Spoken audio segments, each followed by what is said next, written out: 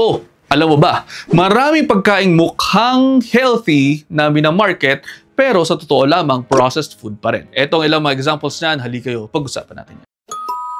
Alam nyo naman, kapag sobra-sobra nakakain nating processed foods, pwedeng tumaas ang risk ng obesity, diabetes, high blood pressure at heart disease, actually pati cancer. Again kung sobra-sobrang dami yan nakakain natin. Kaya naman po, in moderation dapat ang mga yan. Again hindi ko naman sinasabing huwag na kayong kumain yan. Ang sinasabi ko lamang po, dahan-dahan at siguraduhin mas marami pa rin pong whole food sa diet ninyo. Anyway, ito po ang ilang example sa mga pagkaing akala mo healthy pero sa katotohanan mga processed foods pa rin. Una, mga cereals na mga nakasulat na whole grain sa label pero sa katotohanan ng bagay punong-puno ng added sugars. Siyempre, kinakailangan nilang mas pasarapin ang produkto nila, di ba?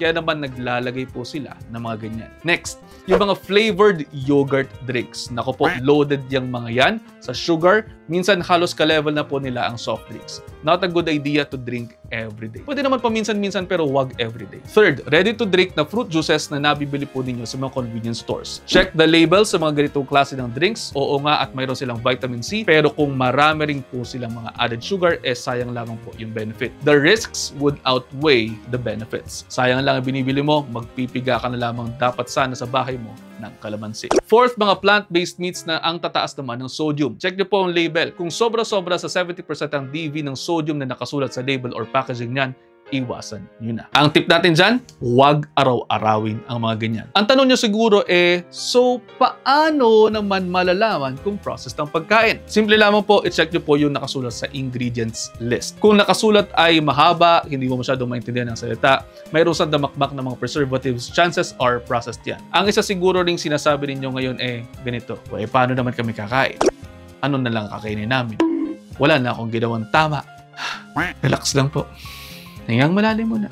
Hingang malalim. Ito po ang resolution natin dyan. Kaysa sa juice ang inumin ninyo, bumili kayo ng prutas. Kainin po ninyo yung prutas, mas maraming fiber makukuha nyo dyan, mas bioavailable ang vitamins and minerals dyan. Hindi lamang po vitamin C makukuha ninyo, mas marami pang nutrients.